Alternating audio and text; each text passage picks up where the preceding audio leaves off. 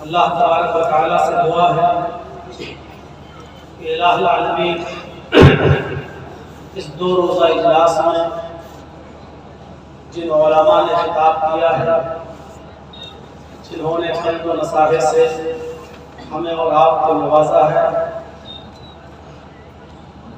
रोज़ नवाजा जा रहा है। दुआ है कि इलाहुल आलमीन हम सबको, कहने वालों को भी और सुनने वालों को भी अमल की पूरी तौफीक अता फरमाए। जलसे बहुत होते हैं, हर साल होते हैं, और आपके लिए साल में एक बार होता होगा, हमारे लिए तो डेली का मामला है। मैं आज भी आपके यहाँ हूँ और कल डिस्ट्रिक्ट कटिहार में हमारा प्रोग्राम है, वहाँ का एक गांव है हाल बेदा का, वहाँ जाना है। परसों नरसों के 2 दिन के प्रोग्राम में मुझे किशनगंज की तरफ जाना है। 16 तारीख का मेरा प्रोग्राम दिल्ली में लगा हुआ है, शेख असगर साहब के बेटे अजहर साहब के स्कूल में हमारा प्रोग्राम है। कहने का मकसद ये है कि जलसे बहुत हो, तकरीरें बहुत हो, लेकिन अगर इन इजलास का रिजल्ट देखा जाए और ये देखा जाए कि इन जलसों के क्या असरात पड़े हैं समाज पर, सोसाइटी पर, और उसका परसेंटेज निकाला जाए, तो मेरे भाइयों हमें सिर्फ आंसू बहाने के सिवा कुछ नहीं। हमारे कान सुनकर थक चुके। कल जितने लोग यहाँ आए थे, आज उससे बहुत बड़ी तादाद में, आज उससे ज्यादा लोग यहाँ बैठे हैं, और रात के 2:30 बजे तक बैठे हुए हैं, सुन भी रहे हैं और सुनते चले आ रहे हैं। हमारे कान पक चुके हैं सुन सुनकर, लेकिन हम एक कान से सुनते हैं और दूसरे कान से उड़ाते हैं। नतीजा से एक आदमी गाड़ी के आगे आगे चल रहा था और गाड़ी का ड्राइवर उसका हॉर्न दे रहा था, बार बार हॉर्न बजा रहा था बार बार, लेकिन सामने वाला आदमी गाड़ी के आगे से हट ही नहीं रहा। वो बार बार हॉर्न बजाता है, लेकिन सामने वाला आदमी जो उस गाड़ी के आगे चल रहा है वो चला जा रहा है। इसको गुस्सा आया कि कमीने में कितनी देर से हॉर्न बजा रहा हूँ और ये कमीना हटता ही नहीं, आगे से बस चला जा रहा है, रास्ता नहीं दे रहा है, साइड नहीं दे रहा है। इसने गाड़ी को एक जगह रोका, निकला और उस आदमी को उठाकर उसने एक थप्पड़ मार दिया चेहरे पर, गाल पर। कमीने में कब से तुझे हॉर्न दे रहा हूँ, तो हटता ही नहीं। उस आदमी ने कहा कि भाई मुझे क्यों मारा तुमने? कहा इसलिए मारा कि तुम सामने से क्यों नहीं हट रहे हो, हॉर्न नहीं सुन रहे हो। तो जिस आदमी को थप्पड़ मारा उसने बड़ा माकूल जवाब दिया। उसने कहा कि भाई आपने इतनी तेज हॉर्न बजाया कि आपके हॉर्न की आवाज सुनकर, इतनी तेज से आपने हॉर्न बजाया है कि उसकी आवाज से मेरा कान सुन हो गया है, मुझे आवाज सुनाई नहीं दे रही है। आप हॉर्न बजा रहे हैं, मुझे सुनाई नहीं दे रहा, क्योंकि आपके हॉर्न की आवाज से मेरा कान सुन हो गया। यही कंडीशन आज कुछ इसी तरीके की आज हमारे समाज में। उलमा, मुकर्रिरीन, खतीब जलसों में, जुमे के खुतबों में आपको समझा कर, बोल कर थक चुके हैं, और हमारे कान भी सुन कर पक चुके हैं।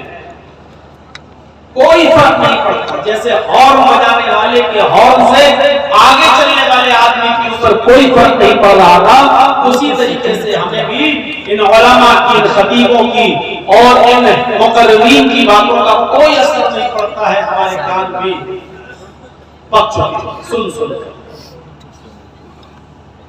मेरे प्यारे साथियों, जैसे अंग्रेजी बीमारियों में एक बीमारी है जिसका नाम होता है डायरिया, तो आपने सुना होगा डायरिया जब किसी को होता है तो उसको लूज मोशन हो जाते हैं। एक दिन में 10, 10, 12, 12, 15, 15, 20, 20 लेटरिनें उसको पानी की तरह होती है। उस आदमी का लीवर फंक्शन बेकार हो जाता है, उसका लीवर काम करना बंद कर देता है। वो जो कुछ भी खाता है वो लैट्रीन के रास्ते से बाहर निकल जाता है। जो कुछ भी खाया लैट्रीन के रास्ते से बाहर, जो भी खाया वो लैट्रीन के रास्ते से बाहर। खाते हैं मुंह से और लैट्रीन के रास्ते से वो चीज फौरन पानी बनकर बाहर आ जाती है। इस बीमारी का नाम है डायरिया।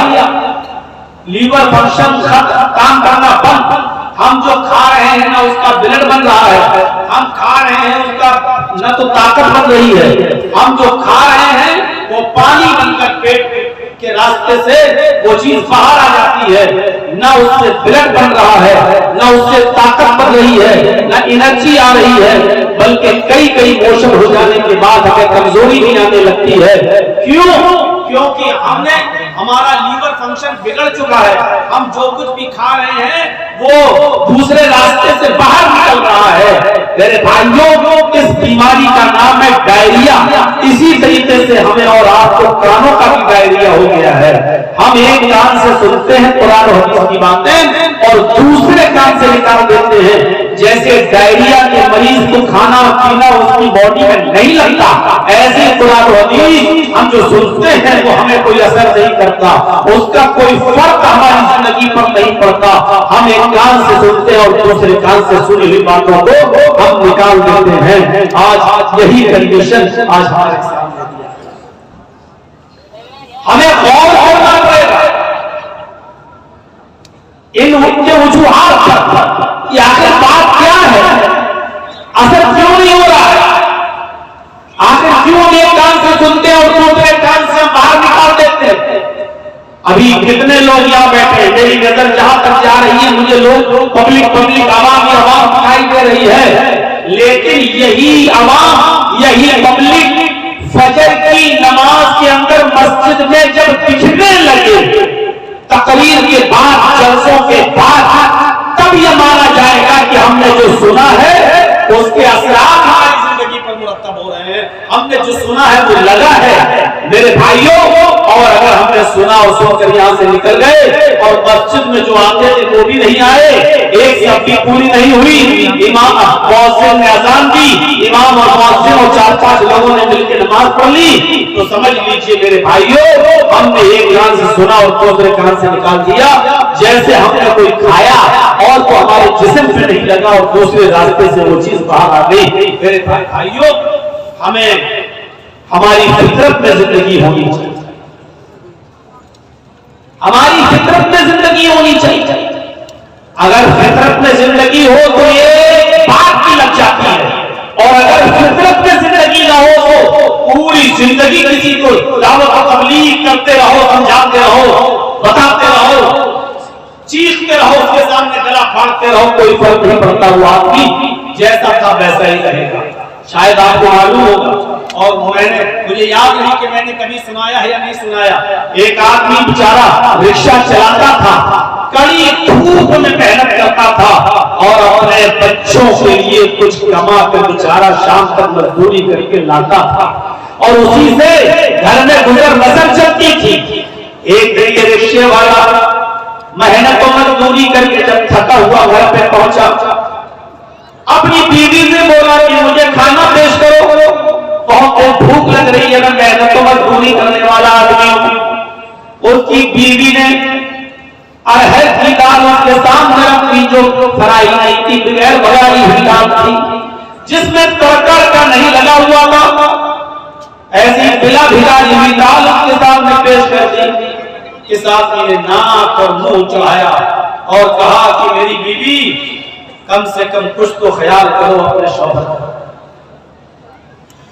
हमको ऐसी दाल खिला रही हो जो भगाई भी नहीं है तुमने, जिसमें तुमने तड़का भी नहीं लगाया, ऐसी उठाई और लाकर देती। मेहनत करता हूं, मजदूरी करता हूं, सुबह से लेकर शाम तक रिक्शा खींचता हूं, पैसेंजर को बिठाता हूं, मेहनत और मजदूरी का काम करता हूं। मेरी बीवी अगर अच्छा नहीं खाएंगे तो ताकत कैसे आएगी मेरे अंदर, और तुमने बिना भिगारी हुई दाल हमको दे दी। उसकी बीवी ने कहा कि मेरे प्यारे शौहर, शुक्र अदा करो कि तुम्हें दाल भी मिल रही है, शुक्र अदा करो कि तुम्हें ताजा रोटी भी मिल रही है, जो मैंने अभी अभी बनाकर तुम्हारे सामने गरम गरम रोटी दी है। मेरे प्यारे शौहर, तुम्हें अल्लाह का शुक्र अदा करना चाहिए कि तुम्हारे ये दाल भी मिली है, अगर से बिना भिखारी हुई मिली है, लेकिन मिली तो है। तुमने मोहम्मद रसूलुल्लाह सल्लल्लाहु अलैहि वसल्लम की जिंदगी नहीं पढ़ी। हजरत आयशा सिद्दीका फरमाती हैं कि माशा रसूलुल्लाह सल्लल्लाहु अलैहि वसल्लम कि अल्लाह के रसूल सल्लल्लाहु अलैहि वसल्लम ने अपनी पूरी जिंदगी में कभी पेट भर कर खाना नहीं खाया। आपने अपनी पूरी जिंदगी में पेट भर कर खाना नहीं खाया। तुम्हें तो दाल भी मिल रही है। अल्लाह के नबी सल्लल्लाहु अलैहि वसल्लम का हाथ तो ये था। हज़रत आयशा फरमाती है कि हमारे घर में 2-2 महीने ऐसे गुजर जाया करते थे कि चूल्हा नहीं जला करता था। 2-2 महीने हमारे घर में चूल्हा नहीं जला करता था। ऐ मेरे प्यारे शौहर, अल्लाह का शुक्र अदा करो कि तुम्हें तो दाल भी मिल रही है, वरना हमारे नबी का तो ये हाल था कि 2-2 महीने घर में चूल्हा नहीं जलता था। इस आदमी ने दाल रोटी खाना शुरू कर दिया और अपनी बीवी की तारीफ करते हुए फरमाया, मेरी बीवी तुम बिल्कुल ठीक कह रही हो, मेरी बीवी तुमने बिल्कुल सही फरमाया। हमने ये बातें मस्जिद में जुमे के दिन मौलाना से खुतबे में सुनी थी कि अल्लाह के रसूल सल्लल्लाहु अलैहि वसल्लम के घर में 2-2 महीने तक चूल्हा नहीं जला करता था। और हज़रत आयशा फरमाती हैं कि हमारे नबी ने कभी पेट भर के खाना नहीं खाया पूरी जिंदगी में। मैंने ये बातें सुनी और वो आदमी ने, रिक्शा चलाने वाले ने दाल और रोटी खाना शुरू कर दिया। मेरे भाइयों, पूरी जिंदगी इसके सामने चीखने की जरूरत नहीं पड़ी और लंबी चौड़ी तकरीर की जरूरत नहीं पड़ी। इसकी बीवी ने सिर्फ इसको एक हदीस सुनाई, अल्लाह के नबी की जिंदगी का एक मामूल बताया और आपकी जिंदगी के हालात बताए। इस आदमी ने खाना शुरू कर दिया। मेरे भाइयों, अगर हमें अमल करना हो तो किसी मौलाना की एक बात काफी है हमारी जिंदगी में, हमारे दिल को असर करने के लिए, हमारी जिंदगी में अमल करने के लिए। और अगर हमें अमल न करना हो तो पूरी जिंदगी खुतबे देते रहो, पूरी जिंदगी जलसे करते रहो, पूरी जिंदगी तकरीरें करते रहो, कोई असर नहीं पड़ेगा। खुद अगर मुझसे कोई पूछे तो तकरीबन 24-25 साल का अरसा तो हो चुका है। मेरे भाइयों, जलसों में, जुलूसों में और तकरीरें करते हुए आप अंदाजा लगा सकते हैं कि पूरी जिंदगी तकरीरें करते हुए गुजर गई है। अब आप अंदाजा लगाइए कि क्या असरात तब हुए हमारी जिंदगी पर, क्या फर्क पड़ा हमारी जिंदगी।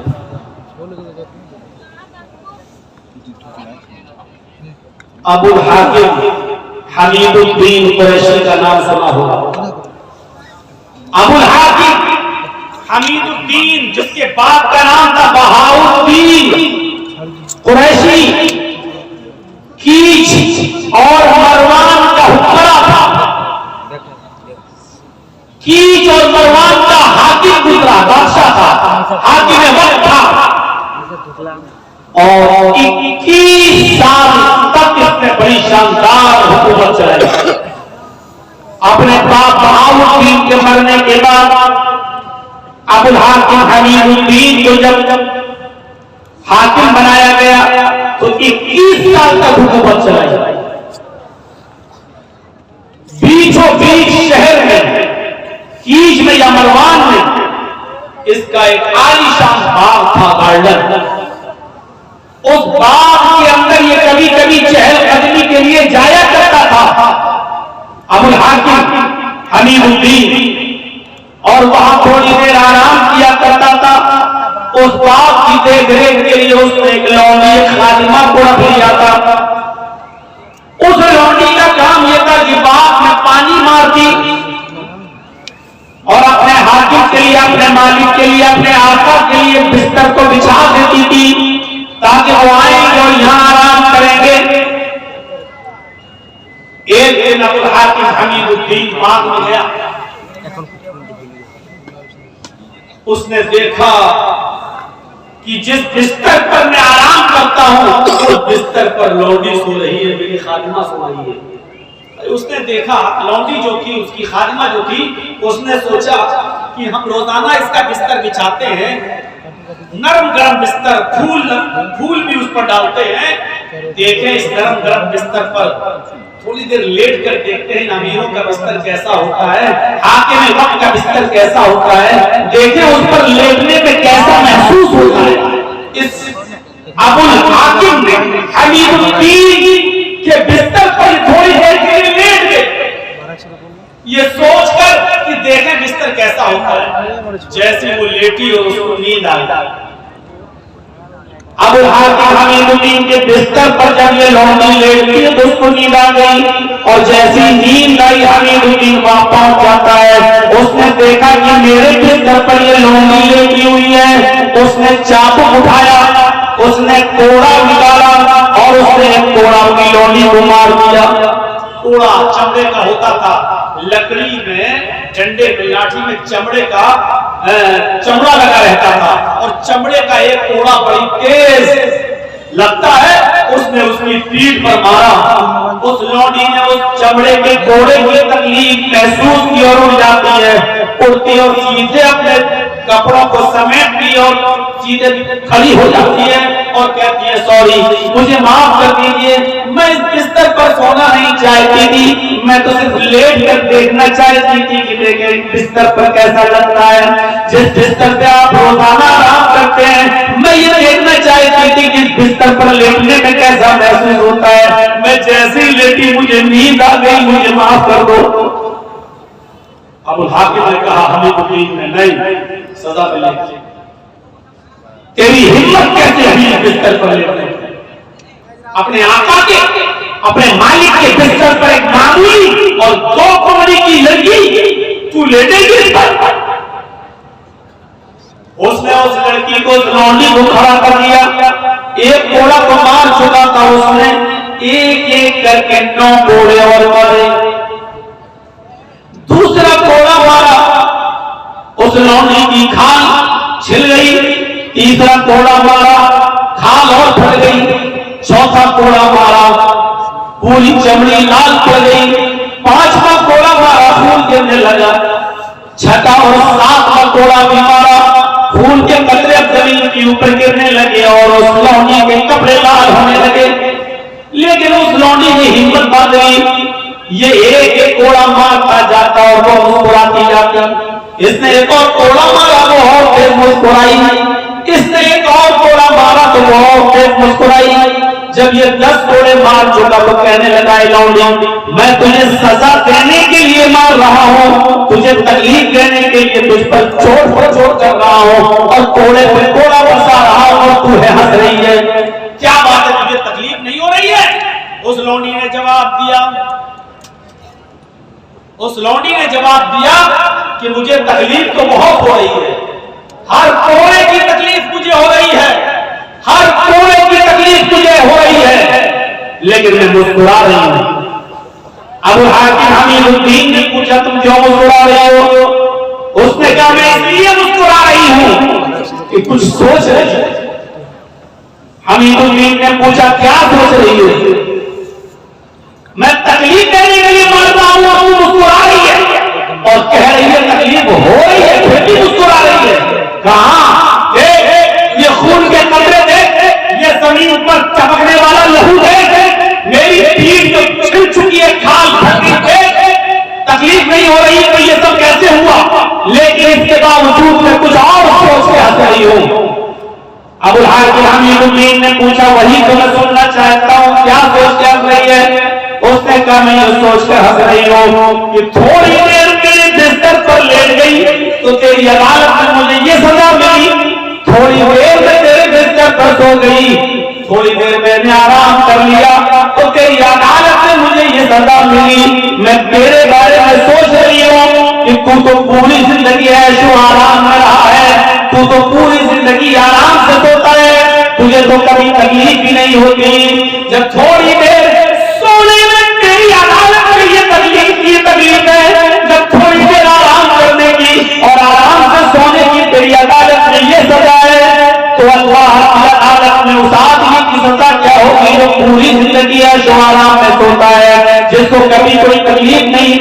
उसकी सजा अल्लाह की अदालत में क्या होगी। मैं तेरे बारे में सोच रही हूं कि अल्लाह की अदालत में तेरी सजा क्या होगी।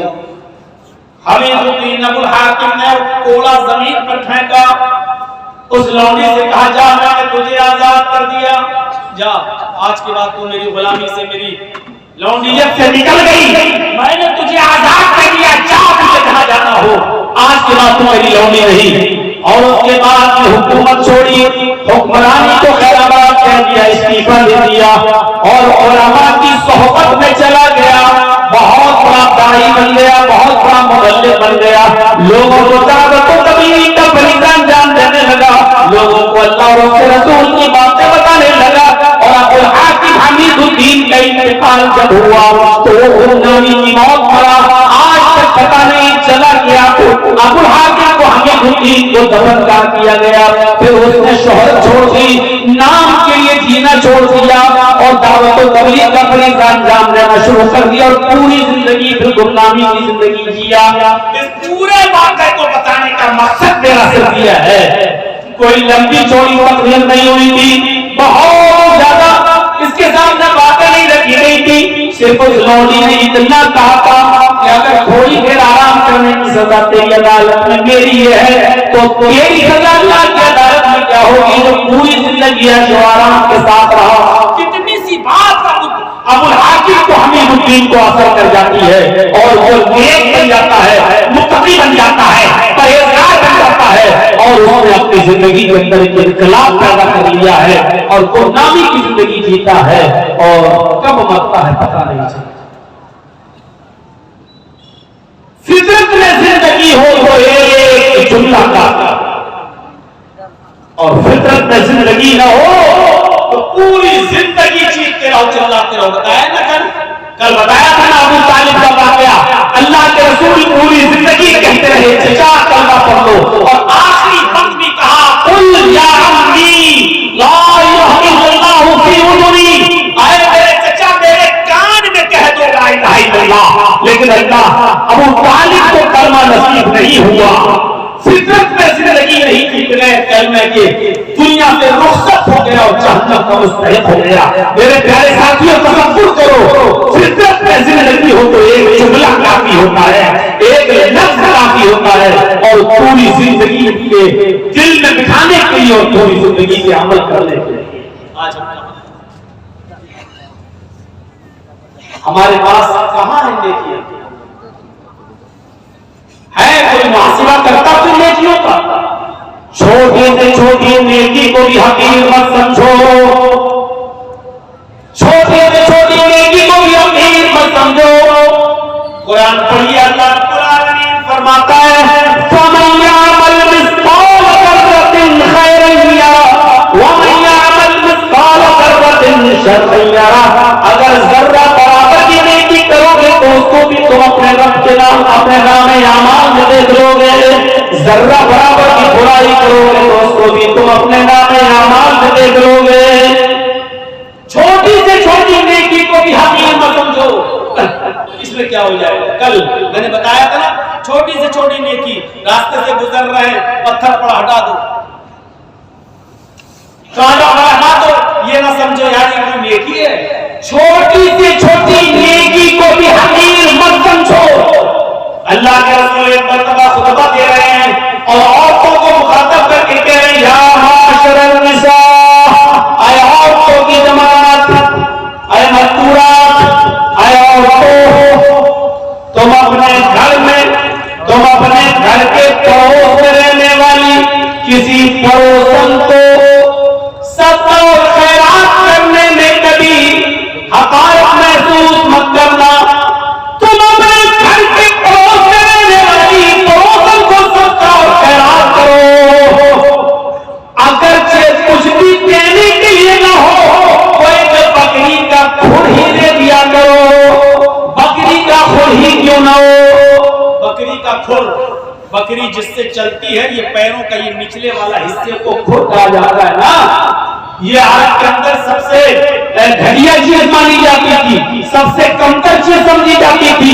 तो अल्लाह के नबी सल्लल्लाहु अलैहि वसल्लम कह रहे हैं कि आए औरतों अपने पड़ोसन को सदका और खैरात करो, अगर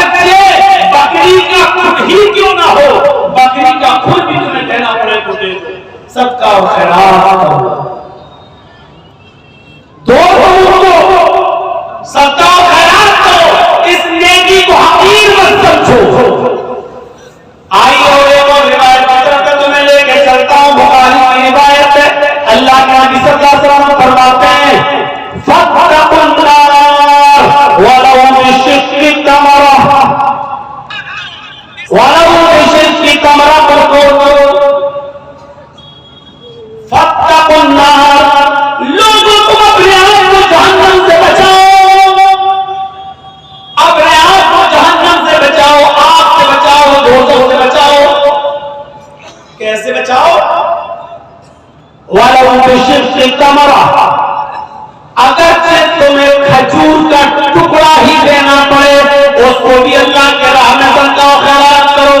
खजूर तो बड़ा हो गया, ये खजूर है, ये खजूर नहीं है तुम्हारे पास, आधा खजूर है या उसका एक टुकड़ा है तुम्हारे पास, चौथाई हिस्सा 1/4 डेट 1/4 खजूर, एक खजूर का भी चौथाई हिस्सा है आपके पास। अल्लाह के नबी कह रहे हैं कि अगर वो भी तुम्हारे घर पे रखा है, फाजिल है, तो वलौ बिशिक्कि तमरा, तो वो भी किसी न किसी गरीब को या गरीब के बच्चे को दे दो, खिला दो उसको, अपने आप को जहन्नम से बचाओ। खजूर के टुकड़े की हैसियत क्या है?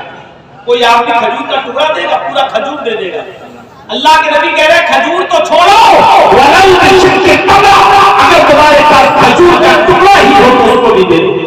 यानी इस नेकी को भी अपनी मत समझो, अरे यार क्या है मेरे पास, ये इसका क्या हो जाएगा, एक खजूर का टुकड़ा देंगे तो इसका क्या पेट भर जाएगा बेचारे का, क्या भरेगा?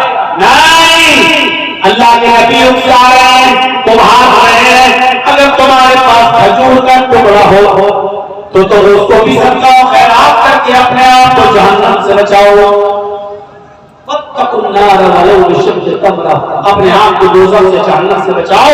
अगर से तुम्हारे पास खजूर का टुकड़ा ही क्यों न हो तो खैरात कर दे। वो हदीस याद है ना, बुखारी के अंदर क्या आयशा फरमाती है कि मेरे पास एक मांगने वाली आई, जाती साइला, मेरे पास मांगने वाली आई, उसके साथ दो छोटे छोटे बच्चे थे, मांगने लगी, मेरे पास एक खजूर थी, मैंने वो खजूर लाकर और दे दिया, उस खजूर ने उसके दो टुकड़े कर दिए, एक टुकड़ा इस बच्चे को दे दिया, एक टुकड़ा इस बच्चे को दे दिया।